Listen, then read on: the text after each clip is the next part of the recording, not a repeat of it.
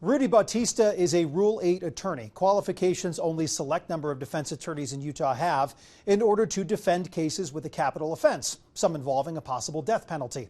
He's not affiliated with the case involving Tyler Robinson, who's accused of shooting and killing Charlie Kirk back in September. I showed him what I found that could indicate there is potential missing evidence in the case. He said, "Hey, I know who Charlie Kirk's shooter is." On September 17th, 2025, Washington County Sheriff Nate Brooksby held a press conference. Our job was not to interview, our job was just to get him here. After Charlie Kirk's alleged shooter was taken into custody in Washington County less than 2 days after the shooting. Within the hour, my friend drove Tyler and his parents to my office, where he was greeted by plainclothes detectives. After learning of this, I submitted a public records request to obtain any video of Tyler Robinson walking into the jail facility. Washington County responded, saying there were no records responsive to the request, as Robinson did not go to the jail area. Our request for any holding room video was denied. A few weeks later, I re-upped the request on a more generalized scale for surveillance video showing Tyler Robinson walking into the sheriff's office. For the state of Utah, we would certainly hope that this video is available. The response? Our office does not have any applicable records responsive to this request, as the surveillance footage is no longer available after the 30-day retention period. If in fact it has been destroyed and not preserved, it's very concerning.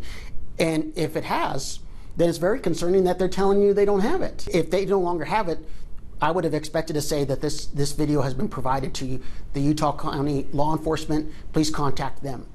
But instead, this letter leads, in my opinion, as trying to shut the door and not give you free access to the press. While it's not clear if the video exists and was just handed over to another agency, in a response to me, Washington County shared with me they don't believe the video was shared with anyone involved in the case. Wanting to get videos showing that he turned himself in and the manner he did so would be crucial for the defense work of mitigation. 26 years as a criminal defense attorney in Utah, Bautista is currently working another capital case in Utah County with the state intending to seek the death penalty. Again, Mr. Kirk, by all counts, was a great young man who was helping educate people, and we encourage that. And this is very tragic that he's lost his life. But it is not a death penalty case. When you look at this case on the surface and what you've seen play out, what stands out to you? What stands out to me is this is not an aggravated murder case. In order for it to be an aggravated murder case, that something that can qualify for the death penalty, there has to be an aggravating factor. Bautista says the alleged weapon in the shooting alone doesn't meet the standard for prosecutors to seek the death penalty. The risk of hitting someone else really isn't there.